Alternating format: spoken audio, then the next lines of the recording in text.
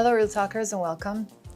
So I am happy to have today in the studio Rabbi Levi Shmotkin, who wrote this book, Letters for Life, which is fantastic.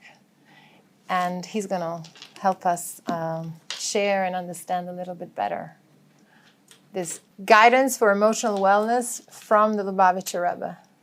I want to explain first, what are the letters of the Lubavitcher Rebbe? I mean, it's not just, these letters there are so many letters that the Rebbe wrote to his followers, to Jews all over the world. They became books, a lot of books, with a lot of information, a lot of knowledge, and this is what inspired you. Yeah, so I guess let's start with a little bit of historical background. The treasure that this book draws from and tries to articulate in a way that people can access, perhaps in an easier way. So for 40 years, the Rebbe is sitting in New York, and people from all walks of life, from all backgrounds, going through the normal human experience, having children, trying to build a family, becoming older, teenagers in high school, and they're going through the range of emotions that we all experience in our journey of life. It's fear, it's disappointment, it's worry, happiness, and they're looking for someone to turn to give them some deeper insight on how to navigate these experiences. And over the years, the Rebbe received thousands, tens of thousands, maybe even hundreds of thousands of letters of individuals writing to him what's going on inside their mind, inside their heart, and asking for his advice and guidance for how to better navigate their inner world, and to uplift their spirit, and to be able to go through life with resilience and strength. And the Rebbe answered each one of them. And the Rebbe answered each individual with a personal letter. And over the years, this has been compiled into what is now a 35-volume set, counting over 10,000 letters. Which is called? ARUTZ Kodesh. The famous ARUTZ Kodesh. Famous ARUTZ Kodesh. That's, by the way, that's only the Hebrew. There's also about 10 volumes of English, and that's all. Both of those are only scratching the surface. It's really so much more. Incredible. But they're ordered chronologically. They're ordered by date, and you can have one letter addressing the Soviet Jewry, what's going on behind the Iron Curtain. You'll have the next letter addressing a young Talmudic scholar that has a question on some mysterious Talmudic debate. And you'll have the next letter addressing, a pregnant mother for the first time, that she's trying to work through what's going on inside of her. So it can be challenging to kind of thread together the bigger ideas for emotional wellness without actually investing significant time in reading through a lot of letters and trying to build a picture of it. So the idea of Letters for Life is to extract some of these recurring themes, these recurring tools. You see the Rebbe counseling different ways, in personalized ways, to different people, different times, for how to navigate their inner world, and to present it in a way that it's easier to take it off the page and integrate it into your own life. We try to have stories to make it more personable, relatable, and at the end of the chapter is a takeaway, which hopefully brings clarity to how to actually implement this idea that the Rebbe counseled throughout all the years. And I think bringing the real-life examples of how you see the Rebbe telling this to people while they're going through the actual human experience, and he's serving it to them, in these lines of these personal letters, I think gives it such a different power. And you're seeing how the Torah's Hasidus ideas are being brought down to the real life human experience that we all go through. And so that's the basic idea of basically the Rebbe touches every single aspect of what could be a mental or emotional problem in any person. It's interesting how, I've had so many guests, and the Rebbe addressed the head of the army and the president of Israel and the lady, like you said, pregnant, who doesn't know how to deal with her emotions in the same way. Everybody got a letter, everybody got an answer. You managed to extricate the letters the answers of the Rebbe concerning emotional wellness, and you put it into a book. And I see you got endorsed here by big psychologist. Also, Dr. Edith Egger, the author of The Choice, which is a fantastic book. She's an amazing doctor. Major psychologists who are raving about this book. Psychologists. Yeah. So, I mean, it's not of my own merit. Obviously, they're finding the ideas that the Rebbe taught profoundly.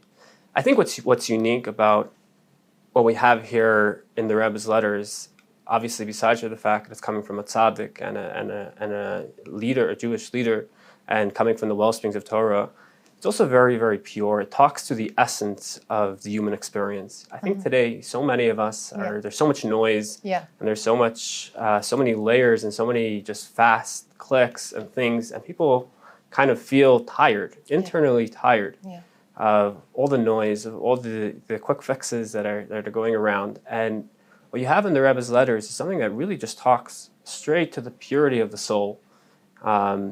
It talks about a world of health. It talks about a world, how we each have inside of us a spark that's always healthy, that's always strong. And there are specific tools for how to overcome the different negativity that arises inside our mind, inside our hearts. I'm not going to, give away all the book. I started it and I couldn't put it down. But from the bigger ideas is this touching on the human isolation that we all have, so many of us have in the modern world. We feel kind of detached and alienated.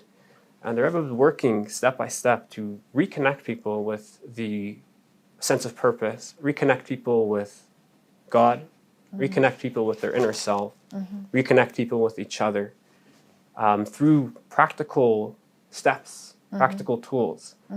And you keep feeling like the underlying spirit is that the Rebbe is kind of addressing human beings and telling them there's a world of health, there's a world of strength, there's a world of resilience, there's a world of purpose, there's a world where you're needed, where we need you. And I want to help you open your mind and open your heart to turn in that direction, because sometimes when we're so caught up in all the negativity that's going on inside us, it becomes hard for us to turn our head somewhere else, to see a different way of seeing things, to see a different way of seeing life. The Rebbe is kind of urging people to open up to a different perspective, to open up to a different approach, to a different path. Also, I guess, to understand who we are, what we can give to the world. Yes, to absolutely. Give a sense of awareness. And would you advise this to people who are going through something serious, big, depression, anxiety, and really mental problems? Would you advise this? It's an excellent question. So I actually particularly wrote this in the beginning of the book, that the Rebbe would always advise people struggling with illness, whether physical or mental and emotional, to go to a professional doctor, whether that's a psychologist, a psychiatrist, and seek their counsel. This book absolutely does not aim to address mental illness. It's really what I was hoping, and I hope it allows for all of us, when we go through just the basic motions of life, and it elicits all type of feelings and thoughts, and we need tools. Tools are there to make it easier for us to experience, even as healthy people, the different ups and downs and the bumps. But I will add something very interesting that I found. A beautiful idea the Rebbe emphasizes is the idea of preventative medicine, which means so often we're responding to illness, we're responding to sickness, and that's our vision of healing. Healing and health is about when something becomes sick, you want to tend to that. But the Rebbe always encouraged preventative medicine, that an equal amount of effort and resources need to be put into not only responding to issues, responding to problems, responding to when things go wrong, but also to give those pillars of health that create the strong psyche and the strong mind and the strong feelings to begin with, that we don't get down so easily and we don't get to sick. prevent from prevent the falling sicknesses. completely. It's interesting, in one sikha, like the Rebbe says, you may not get a Nobel Prize for that because people think more about, there's more, so to speak, it could seem to be more honor in The responding reward to illness. I discovered. But if you're thinking about the actual benefit of people, because you don't always see the results, that's the point. The people don't get ill. You don't necessarily see the results of all the effort you put in the preventative medicine. But so much of the Rebbe's counseling and the ideas in this book are about what are those pillars that create a strong person to begin with, that allow us to have that inner fortitude, to not fall down to not fall down by all the challenges life throws away, and they can be really tough. And to face eventually very intense situations. Yes. And when we work on that to begin with, then we're better suited to be able to go through this properly. So in other words, the guidance for emotional wellness from the ARUTZ SHEVA, as a subhead of this book, I think a big part of that begins before you have any problems. And building yourself up. Yeah, and that is actually, I think, the main contribution, hopefully, people can gain from the letters of the Rebbe in this book is, what are those ideas that the Rebbe counseled to build,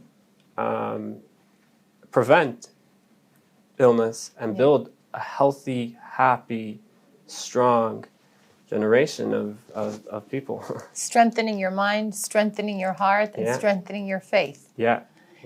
As I said, it helped me personally so much. And the letters of the Rebbe are incredible because everything you need, it's there. They address everything you can think of.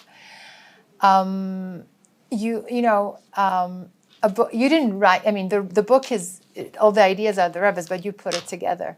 Now, for a young guy like you to be putting, time and mind to create such a thing, it's something very unusual. Yeah, I guess that's a fair point. I expected the man with like a long beard who has lived 10 lives. Interesting. Which is also refreshing at the same time to see people who can, young people who want to address this.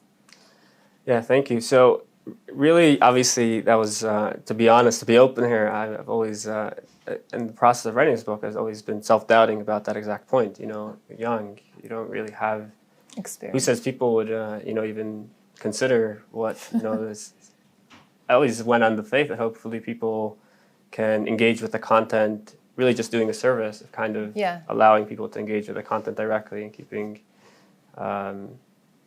yourself out as much as possible. But the way I got it was because, going through basic teenage experience, when you start getting onto your own feet and entering adulthood, and you become much more self-aware.